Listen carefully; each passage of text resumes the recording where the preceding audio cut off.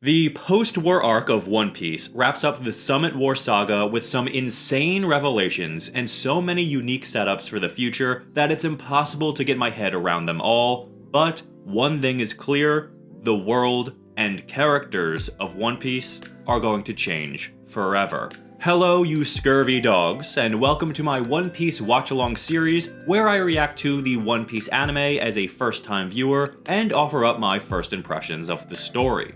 Today, I'm finally done with the Summit War saga, and I only have to talk about the epilogue. Should be simple enough, right? Welp!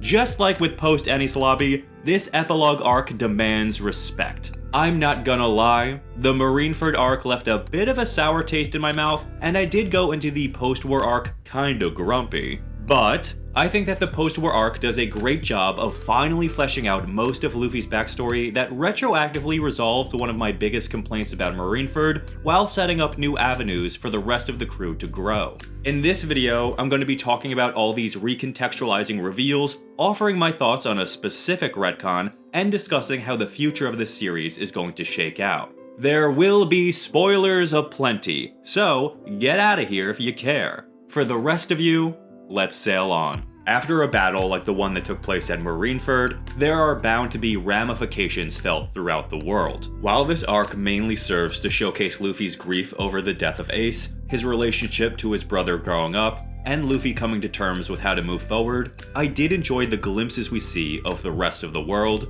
so let's start there. First, we see Sengoku's increasing frustration with the higher-ups in the world government who wish to keep word of the Impel Down breakout hush hush. We also see that Don Quixote do Flamingo is attempting to kill Moria, something he claims he was ordered to do by someone higher up than Sengoku because Moria is too weak, but really, we all know it's because no one likes his plump bottom and annoying laugh. Why hide the facts? Meanwhile, Law's submarine is intercepted by Hancock on a stolen Navy ship, and she guides the pirates back to Amazon Lily, where they can treat Luffy's injuries without fear of pursuit by the Navy. So I guess this means that the handful of times Hancock battled against the Navy at Marineford are just totally forgotten or forgiven? Smoker didn't say something? I guess her beauty really allows her to get away with anything, except becoming kind of annoying and two-dimensional in this arc. That goes for the entirety of Amazon Lily. This seems like a different island than the last time we were here. Everything just feels a little too cartoonish and less interesting. I think that's most emblematic in the relationship between Hancock and Nyan.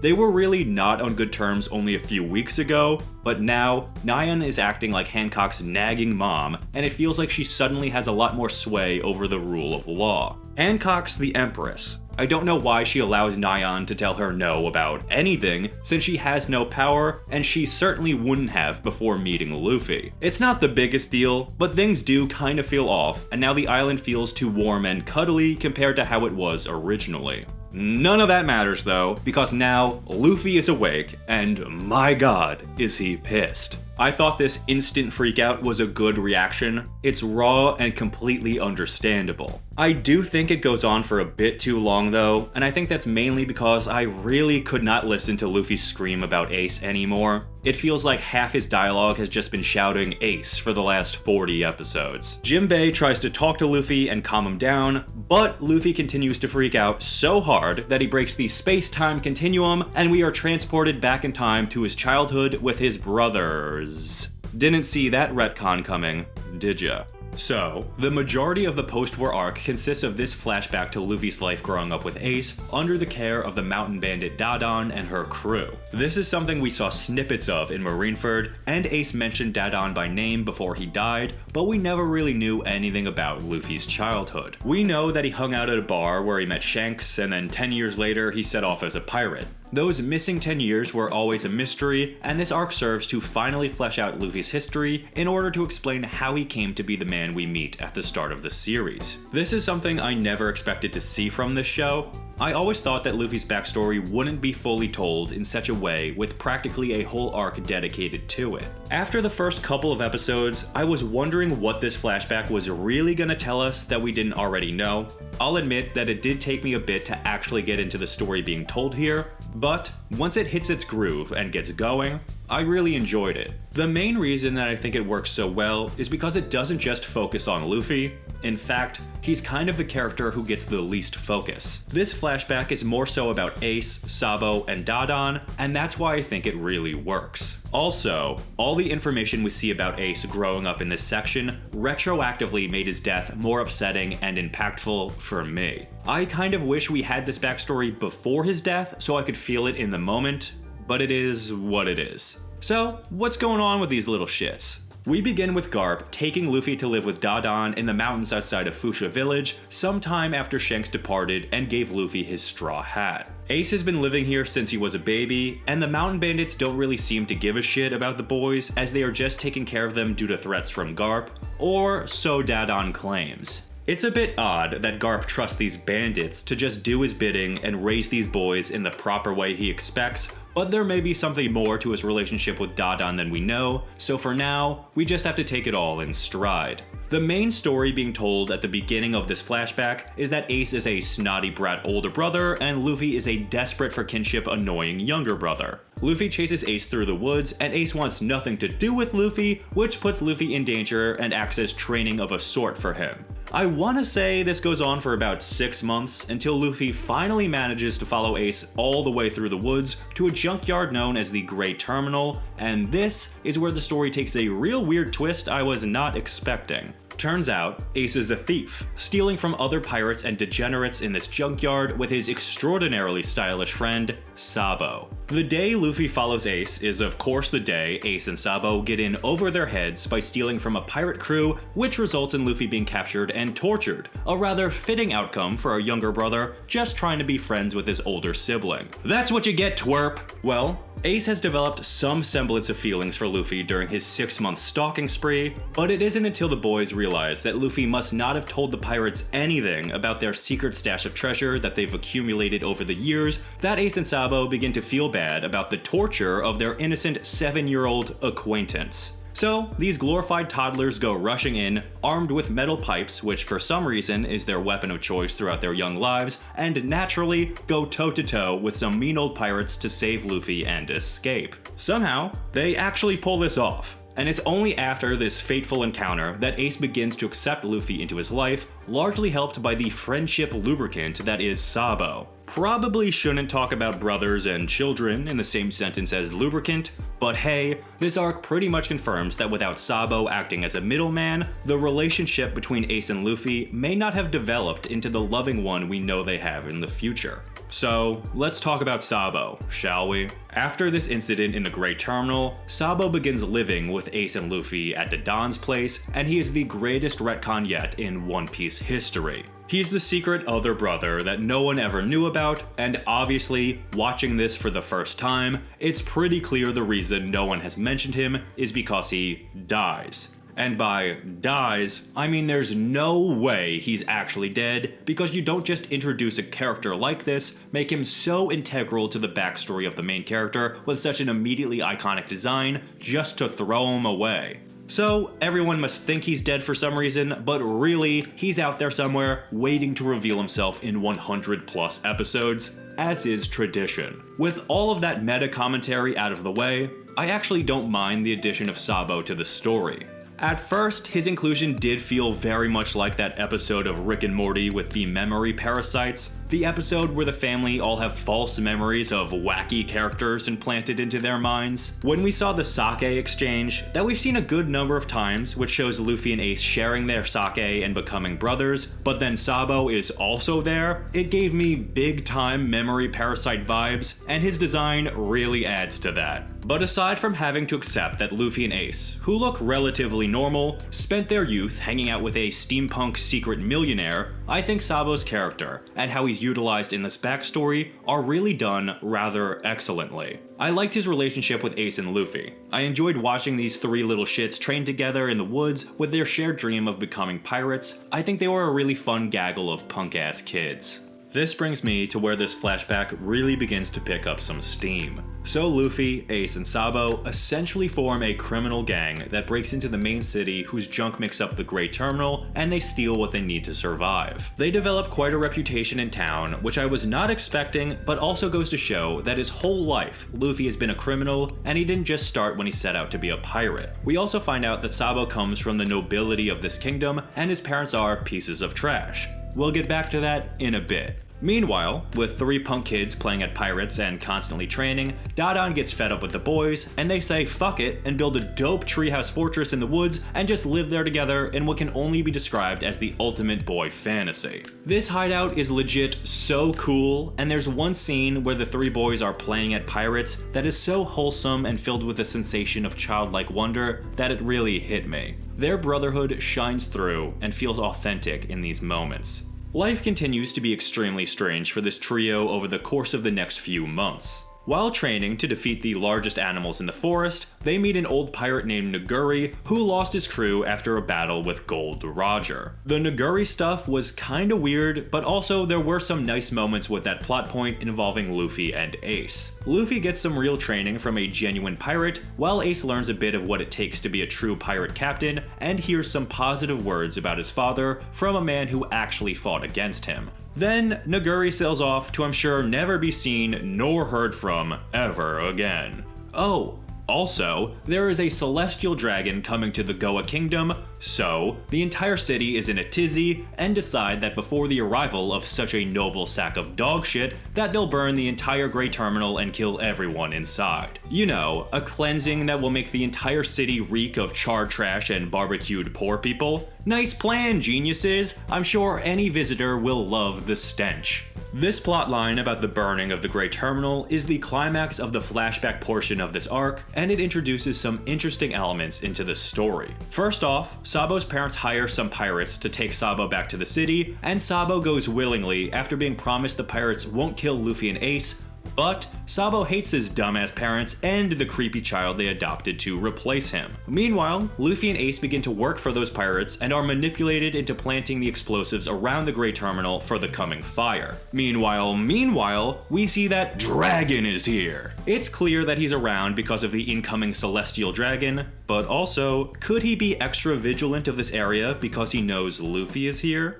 Well, long story short, Sabo tries to warn everyone of the fire, but gets his ass beat by some police, while Luffy and Ace are confronted by the pirates who organized the fire and nearly killed until Dadan arrives to back them up. The rest of the bandits take Luffy away, while Ace and Dadan stay to fight in the fire. While that fight is taking place and the Great Terminal is burning, Dragon makes his move. He clears a path through the fire in order to rescue the citizens of the Great Terminal, and alongside him are Ivan and Kuma! Okay. So confirmed, Kuma was a revolutionary working with Dragon. Finally, some damn answers. Yes! When the smoke clears and all is said and done, the motherfuckers in the city happily burned the entire Great Terminal without a care for any of those living there. Ace and Dadan survived their battle, but Dadan was badly wounded and is brought back to the hideout by Ace. Sabo decides that he cannot live in the Goa Kingdom any longer. He cannot stand to be under the thumb of his parents out of fear that if he stays, he'll lose himself and become someone else entirely. I really like that beat for Sabo. It's a powerful idea that staying in one place, surrounded by one culture, eventually can change the person you are into someone you never wanted to be without you even realizing the change happened. So, Sabo goes to flee. He sets off on a stolen ship to start his life as a pirate, while the entire town is distracted by the arrival of a celestial dragon. But of course, a piece of shit celestial dragon gets pissed another boat dared pass by his and decides to shoot a child. These guys rule! Hope you love the smell of burning trash and bodies. We made it especially for you. The entire Goa Kingdom section of this arc returns to a theme that the entire Summit War saga has been hitting over and over again since the very beginning with the Sabaody Archipelago, and that theme is about class. This is a theme I'd like to think more about, as it seems Oda is just beginning to explore this element, but I'm glad it's so consistently relevant, and I look forward to seeing how it develops going forward. So for now, let's wrap up this flashback. Upon hearing the news that Sabo died, Ace, Luffy, and the entire bandit crew are distraught. Ace and Luffy continue their training and dream to become pirates, but the spirit of Sabo remains with them. Sabo's treasure was the brotherhood between the three of them, and I think that spirit of Sabo plays a large role in keeping Luffy and Ace so tightly knit together without his friendship lubrication there to act as a middleman between these two headstrong brothers. The years go on, and Ace sets off to be a pirate, and a few years later, Luffy follows. And the rest, we know. Overall, this was a really fleshed out backstory for Luffy with way more information than I ever expected. Oh, also, Dragon totally saved Sabo's life, and for sure he's gonna come up in like the next saga or two. Alright, back to the present. Before jumping back to Luffy's grief counseling, what I really want to focus on is Garp.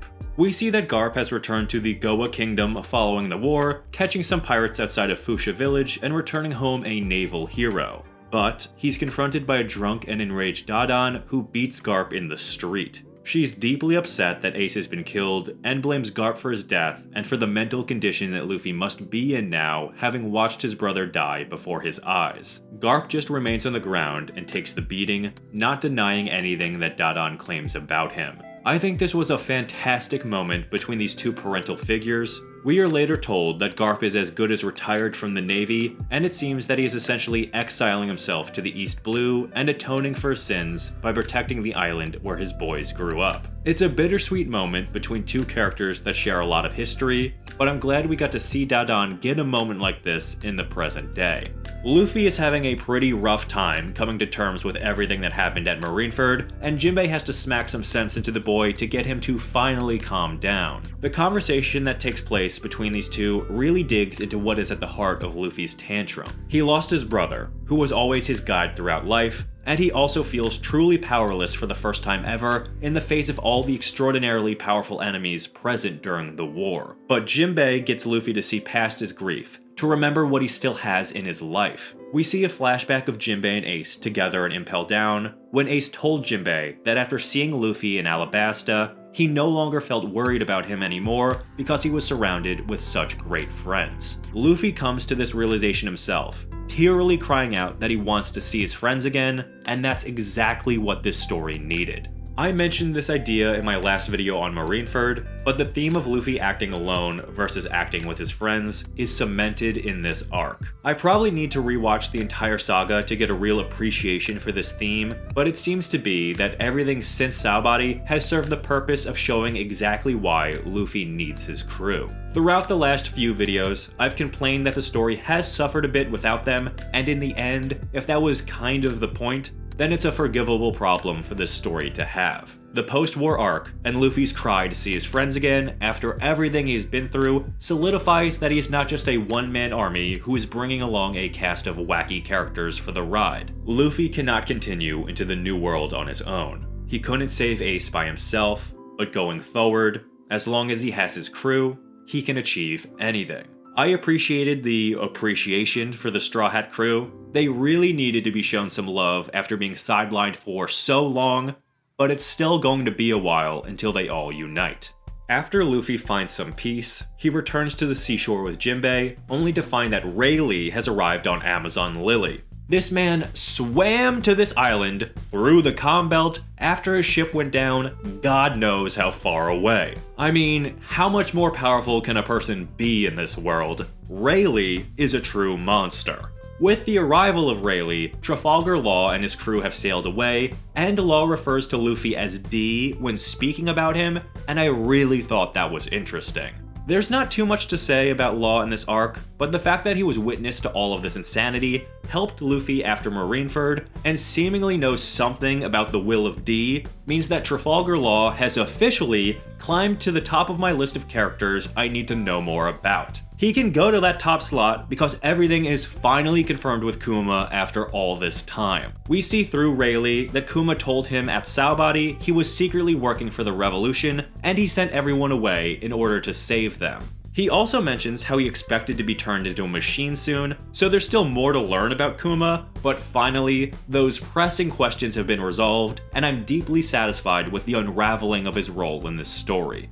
After Luffy came to terms with his feelings and desire to see the Straw Hats again, I thought it would only be a matter of episodes until everyone reconvened at Saobody, but Rayleigh has another suggestion for Luffy. We don't know what it is in order to keep driving that sweet suspense, but Luffy eventually agrees with Rayleigh, and the pair head off to Marineford with Jinbei in order to cause quite the scene. The trio stroll up to the dilapidated headquarters where Luffy rings a large bell there and pauses to pay respects to Ace. Also, he's got a tattoo now on the opposite arm Ace had his, and at first, I thought he got the exact same one, but we'll get to that. For now, let's finally check in with the rest of the crew as they hear the news about Luffy's adventures since they were all split apart. Alright, so the time is finally here to reveal exactly what all these wacky crewmate side adventures are going to mean for each character involved. We've been following the Straw Hats in each arc of this saga since their separation in small vignettes, and the post-war arc is where these stories get to the damn point. At first, everyone is scrambling to go meet up after hearing word of Luffy's involvement at the war at Marineford, but after posing for that newspaper photo upon his revisit,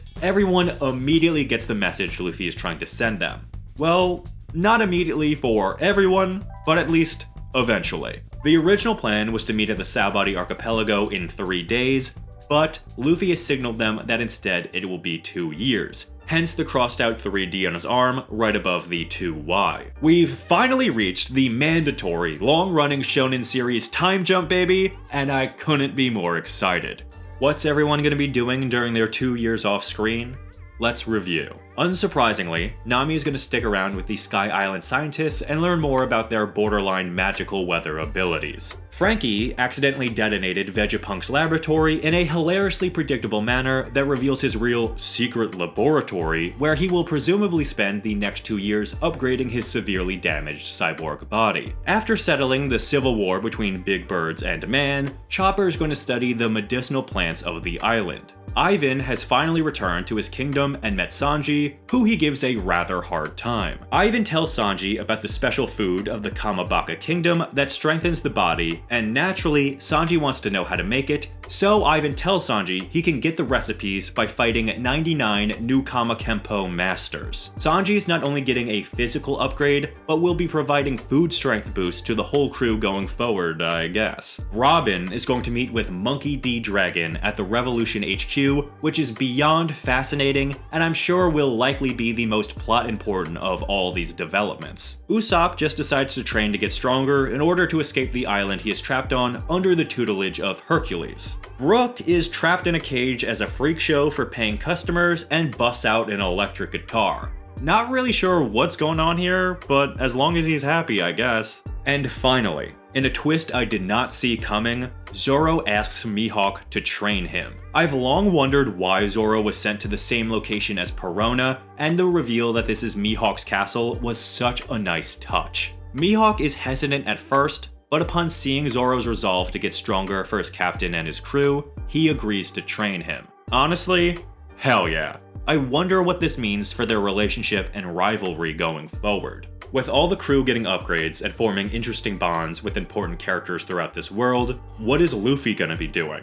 He's finally going to train to master Haki. Yes, I believe I'm finally pronouncing it correctly. I'm sorry. Anyway, Rayleigh takes Luffy to a desolate and harsh island in the Calm Belt where they will stay for the full 2 years. Rayleigh explains the different types of Haki to Luffy and the training gets going. I thought it was a nice touch that Luffy leaves his straw hat behind in the one safe spot on the island. This will be the first time he's gone any serious length of time without his hat on, and it shows just how dedicated he is to this extreme training. For now, he has to put aside his desire to sail the seas as a pirate and focus on becoming much more powerful for the sake of protecting those he cares about. And with that, we leave Monkey D. Luffy for the time being. I thought that all of these developments for each member of the crew were extremely interesting. Usopp's may be the most whatever addition of them all, but hey, at least he's going to get stronger. The ones I'm the most fascinated by are Robin and Zoro, as I think they have the greatest narrative implications, whereas everyone else mostly seems to just be getting some standard training, which is still pretty exciting. I'm looking forward to how they all change in the 2-year time skip. I'm sure it won't be in ways that I expect. Before wrapping up and getting to my final thoughts, there were a number of interesting developments going on in the background of this arc that I wanted to touch on because I think they're going to have serious implications for the story going forward. First up, Sengoku and Garp are both stepping down from their leading roles in the Navy after the war at Marineford.